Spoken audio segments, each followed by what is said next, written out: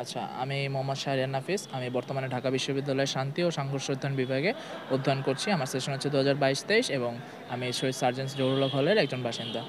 আমি বর্তমান ডাকসু নির্বাচন নিয়ে আসলে কথা বলতে গেলে একটা কথাই বলব, সেটা হচ্ছে ২০১৯ সালের পর এবং ২০১৯ সালের ডাকসু নির্বাচনটাও কিন্তু প্রায় ২৬ বছর পর অনুষ্ঠিত হয়েছিল। তাই এই যে ৬ বছর পর নির্দলীয়ভাবে বা সুষ্ঠু নিরপেক্ষভাবে যে ডাকসু গ্রহণের যে আমরা আভাসটা পাচ্ছি, সেটাকে আমি সর্বতোভাবে স্বাগত জানাই এবং আমি আশা করব যে যতজন প্রতিদ্বন্দ্বী রয়েছেন তারা যাতে নিজেদের মধ্যে সৌহার্দ্যপূর্ণ সম্পর্ক রেখে নিজেদের মধ্যে প্রতিদ্বন্দ্বিতা করেন। আমি যেহেতু কেন্দ্রীয় সংসদে এজিএস বা সহ-সম্পাদক পদে দাঁড়িয়েছি, আমি আমার নির্বাচনকে কেন্দ্র করে মূলত ৪টি ইশতেহার নিয়ে আমি সবার সামনে আসতে চাই। তার প্রথমটা হচ্ছে গিয়ে ঢাকা বিশ্ববিদ্যালয়ের নিরাপত্তা ইস্যু। আপনারা জেনে থাকবেন যে সবচেয়ে আলোচিত যে ঘটনা ঢাকা বিশ্ববিদ্যালয়ে কয়েক মাসের ভিতরে, সেটা হচ্ছে সাম্য হত্যা। আমাদের বিশ্ববিদ্যালয় ক্যাম্পাসের এরিয়ার মধ্যে থেকে কিভাবে একজন মানুষকে, বিশ্ববিদ্যালয়ের একজন ছাত্রকে কীভাবে হত্যা করা হয় এবং তার বদলে ক্যাম্পাসের প্রশাসনের যে গাফিলতি বা ক্যাম্পাসের প্রশাসনের অথর্বতা, সেটা যেহেতু আমরা প্রকাশ পাই, তাই আমি বলতে চাই যে বিশ্ববিদ্যালয়ের সার্বক্ষণিক পেট্রোল টিম বা প্রক্টোরিয়াল টিম যাতে গঠন করা হয় এবং তারা যাতে ২৪ ঘন্টা এখানে টহল দিতে পারে এবং বিশ্ববিদ্যালয় সম্পূর্ণভাবে, সেটা হোক রাজনৈতিক কিংবা দলীয় যে কোনো ধরনের প্রোগ্রাম, দলীয় প্রোগ্রাম বা দলীয় গাড়ির যে পার্কিংয়ের ব্যবস্থা, সেটা সম্পূর্ণ আমি নিষিদ্ধ করব এবং ক্যাম্পাসে যত বহিরাগত বা নেশাখোর বা যারা রয়েছে, যে যারা মানে উদ্বাস্তু, তাদেরকে আমি সম্পূর্ণভাবে উদ্ধার করার চেষ্টা করব। আমি দ্বিতীয় যে বিষয়টা নিয়ে কাজ করতে চাই, সেটা হচ্ছে ঢাকা বিশ্ববিদ্যালয়ে মানুষ কেন পড়তে আসে? যখন একজন মেধাবী শিক্ষার্থী, আমরা দেখতে থাকি যে ঢাকা বিশ্ববিদ্যালয়ে শুধুমাত্র তারাই চান্স পায় যারা কিনা একসময় তাদের স্কুলে কলেজে ভালো ফলাফল অর্জন করে এখানে এসেছে।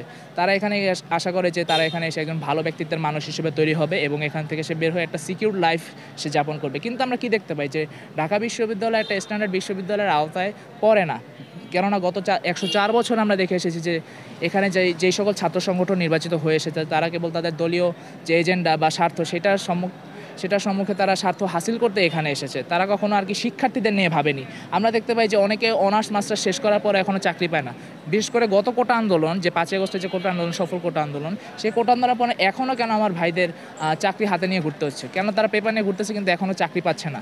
সেই কারণে আমি চেষ্টা করব যে আমি যদি এজেস পদে নির্বাচিত হয়ে আসতে পারি, তাহলে জাতীয় আন্তর্জাতিক পর্যায়ে যে সকল কোম্পানি বাংলাদেশে বর্তমানে অপারেশন পরিচালনা করছে, তাদের সাথে সেই সমন্বয়টা সাধন করা এবং যাতে করে একজন শিক্ষার্থী যাতে অনার্স বা মাস্টার্স পাশ করার পরেই যাতে একটি চাকরির ব্যবস্থা আমি করতে পারি। কেননা ঢাবিতে ৮৪টা ডিপার্টমেন্ট বর্তমানে রয়েছে। ৮৪টা ডিপার্টমেন্টে যে ৮৪ রকম সাবজেক্ট এবং সেখানে যে এক্সপিরিয়েন্স তারা যাতে অ্যাপ্লাই করতে পারে, সেই বিষয়টা আমি নিশ্চিত করার জন্য সে সকল কোম্পানির সাথে সমন্বয় সাধন করব। তৃতীয় যে বিষয়টা আমি দেখতে চাচ্ছি, সেটা হচ্ছে মেয়েদের নিয়ে। এখন মেয়েদের নিয়ে সাধারণত ২টা সমস্যা আমার চোখে পড়েছে। সেটা হচ্ছে প্রথমত হল সমস্যা। দেখা যায় যে ১০টার পর যে হলগুলো বন্ধ হয়ে যায়, এটা অনেক মেয়েদের কারণে যে সমস্যা তৈরি হয়। কেননা অনেকে টিউশন করে থাকেন, অনেকে বাইরে ব্যবসা বাণিজ্য বা চাকরি করে থাকেন। সেক্ষেত্রে দেখা যায় যে তাদের হলে ফিরতে অনেক সময় দেরি হয়ে যায়। এই দেরি হওয়ার কারণে অনেকে কার্ড থাকা সত্ত্বেও বা আবাসিক ছাত্রী হওয়া সত্ত্বেও হলে প্রবেশ করতে পারে না, যেটা কিন্তু একটা হুমকির কারণ। কেননা বাংলাদেশের প্রেক্ষাপটে একজন মেয়ে যদি রাত ধরে বাইরে থাকতে হয় বা সে যদি হঠাৎ অসুস্থ হয়ে পড়ে বা তার কোনো যদি আত্মীয়স্বজন আসে, তখন তারা এখানে অবস্থান করতে পারেন না। এই যে একটা বিধিনিষেধ, এই যে একটা মানে কী বলে, একটা প্রস্তর যুগের যে একটা বিধিনিষেধ, সেটা আসলে আমার পক্ষে কোনো দিনই মানা সম্ভব হয়নি। কারণ আমি দেখে থাকবো যে মেয়েদের এমনিতেই তারা হচ্ছে ভালনারেবল। তারা যদি নিজের ক্যাম্পাসে যদি তারা সেফ ফিল না করেন, নিজের ক্যাম্পাসে যদি তারা নিজেদের অধিকার নিয়ে কথা বলতে না পারেন, তাহলে সেটা আমাদের বিশ্ববিদ্যালয় হিসেবে আমাদের জন্য লজ্জার ব্যাপার। আমি চেষ্টা করব যে আমি প্রশাসনকে এই বিষয়ে চাপ প্রয়োগ করব যে তারা যাতে হলে আন্তঃপ্রবেশ তারা বিধিনিষেধ তুলে নেয় এবং তারা যাতে ২৪ ঘন্টা হল খোলা রেখে এবং হলে তারা যে আসবে সেই নিরাপত্তার লক্ষ্যে প্রয়োজনে সেল গঠন করা বা প্রক্টোরিয়াল টিমের ২৪ ঘন্টা সার্ভিস বা টহলের ব্যবস্থা করা এবং দরকার হলে সেখানে ঢাকা বিশ্ববিদ্যালয়ে যারা শিক্ষার্থী আছেন তাদের যাতে ইনক্লুড করা হয়, সেই বিষয়টা আমি নিশ্চিত রাখবো। আর আরেকটা বিষয় আমি বলতে চাই, আপনারা জেনে থাকবেন যে কিছুদিন আগে আমাদের একজন আপু, বড় আপু, সে হচ্ছে লিজা, তিনি হচ্ছে প্রশাসনের গাফিলতির কারণে বা চিকিৎসা সেবার ব্যাহত হওয়ার কারণে সে কিন্তু মারা গিয়েছেন। একটা ভালো চিকিৎসা সেবা না থাকার কারণে, যেমন আমরা বলতে পারি যে অথর্ব প্রশাসন, মুর্তজা মেডিকেল, সেখানে দেখা যাচ্ছে যে শুধুমাত্র গেলে তাকে একটা নাপা বা একটা প্রেসক্রিপশন ধরিয়ে দেওয়া হচ্ছে নামমাত্র, ঠিক আছে, কিন্তু সেখানে তার কোনো প্রপার চিকিৎসা বা প্রপার যে একটা ব্যবস্থা তাদের নেওয়া হবে, সেরকম কোনো উদ্যোগ কিন্তু তাদের নেই।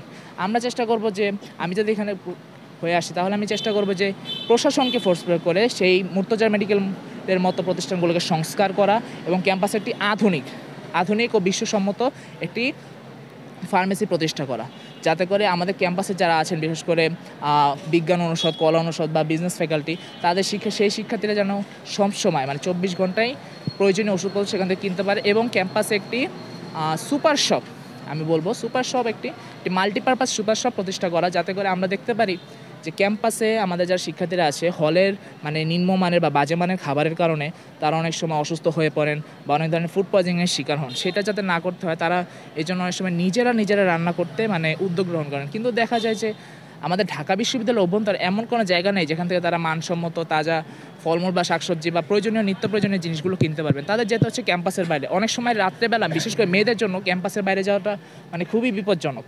হ্যাঁ, বিশেষ করে আমরা বলতে পারি বঙ্গমাতা হল বা কুয়েত মৈত্রী হল শিক্ষার্থীদের জন্য। সেজন্য আমরা চেষ্টা করবো যে ক্যাম্পাসের অভ্যন্তরে এমন একটি সুপার শপ তৈরি করা যাতে করে তারা সেখান থেকেই 24 ঘন্টা যে কোনো সময় তারা নিত্য প্রয়োজনীয় জিনিসগুলো কিনতে পারেন। আচ্ছা, হল রাজনীতির বিষয়টা হচ্ছে কি বিগত 16 বছরের ফ্যাসিস্ট আওয়ামী লীগের আমলে যখন ছাত্রলীগ হল প্রশাসনে ছিল বা হল রাজনীতিতে যারা যুক্ত ছিল, যারা পোস্টেড ছিল, তাদের নির্বাচনের মাত্রাটা মানে নির্যাতনের মাত্রাটা কিন্তু আমরা দেখেছি। সেই অনুযায়ী থেকে ঢাবি শিক্ষার্থীদের মনে অবশ্যই এটা প্রশ্ন আসতে পারে যে এখন যদি কোনো রাজনৈতিক দল, বিশেষ করে কোনো জাতীয় রাজনৈতিক দলে যদি ছাত্র সংগঠন এখানে আসেন তাহলে কি তারাও সেই সেম একই কালচার তারা ফিরে আনবেন কিনা, এরকম একটা ভয় কিন্তু থেকেই যায়। সেই হিসেবে হল ছাত্র রাজনীতি তারা নিষিদ্ধ করার পক্ষে দাবি উঠিয়েছেন। কিন্তু আমি মনে করি রাজনীতি আমরা যেভাবে রাজনীতি হিসেবে দেখি সেভাবে যদি না দেখে আমরা দেখতে পারি যে শিক্ষার্থীদের যে নীতি, রাজার নীতি না হয়ে আমরা যদি শিক্ষার্থীদের প্রজা হিসেবে না ভেবে আমরা যদি তাদের ভাবি যে তারা এখানে কোনো একটা ফলাফল রাখতে পারবেন বা কোনো একটা ফিডব্যাক দিতে পারবেন, অর্থাৎ প্রশাসনের এমন কোনো সিদ্ধান্ত নেওয়া যাবে না বা ছাত্র সংগঠনগুলোর এমন কোনো সিদ্ধান্ত নেওয়া যাবে না যার ফলে কিনা শিক্ষার্থীরা ক্ষতির সম্মুখীন হন, তারা আবাসন সংকটে পড়েন। এই যে রিসেন্টলি আমাকে কয়েকজন জানিয়েছেন যে তারা 103 ব্যাচ অর্থাৎ 23-24 সেশনের হওয়ার পরও তারা এখনও ফার্স্ট ইয়ারের পরেও তারা হলে এখনও সিট পাননি। এই জিনিসটা কেন? অনেক সময় দেখা যায় যে রাজনৈতিক দলগুলো আসলে তাদের ছাত্র সংগঠনরা সেখান থেকে রাজনৈতিকভাবে মানে সিট জিম্মি করে যে রাখার ব্যাপারটা, তাদের দলে যোগদানের যে ব্যাপারটা, এই কালচারটা এখনও ফিরে আসে কিনা সেটাই হচ্ছে দেখার বিষয়। সেটা যদি ফিরে আসে আমি মনে করি না যে ঢাকা বিশ্ববিদ্যালয়ে কোনো ছাত্রছাত্রী, কোনো সচেতন ছাত্রছাত্রী সেগুলো মেনে নেবেন।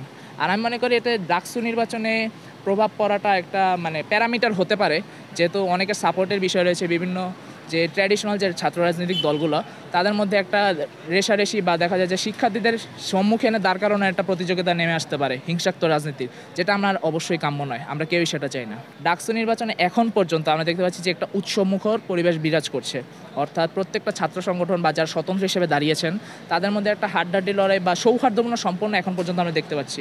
আমরা এমন কোনো পরিস্থিতি উদ্ভূত হয়নি যা আমরা প্রত্যক্ষ করতে পারি যে ডাকসু নির্বাচন বানচাল হবে, ডাকসু নির্বাচন হবে না বা পেছানো হতে পারে, এমন কোনো পরিস্থিতি বা ভিজিবল কোনো কনফ্লিক্টিভ সিচুয়েশন এখন পর্যন্ত ইমার্জড হয়নি, যে কারণে আমরা এখন পর্যন্ত আশাবাদী যে ডাকসু নির্বাচন সুষ্ঠু ও স্বাভাবিকভাবে সম্পন্ন হবে।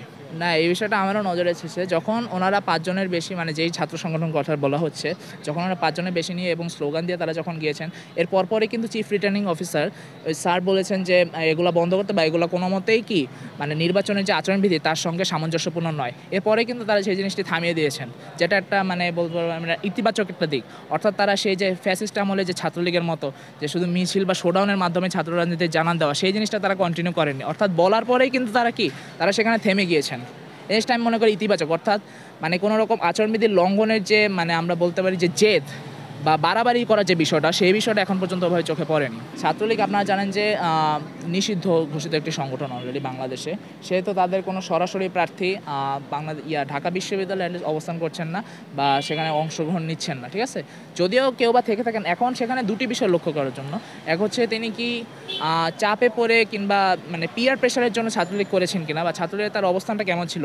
আমরা জানি যে এটা একটা বাস্তব সত্য তুলে ধরতেই হবে যে যারা হলের রেসিডেন্ট, যারা মানে ছাত্রলীগের আমলে যারা ঢাকা বিশ্ববিদ্যালয়ে ভর্তি হয়েছেন, তারা কিন্তু অনেকেই পিয়ার প্রেশারে পড়ে ছাত্রলীগের সাথে ছবি তুলতে, তাদের প্রোগ্রামে বা গেস্ট রুমে অ্যাটেন্ড করতে বাধ্য হয়েছেন।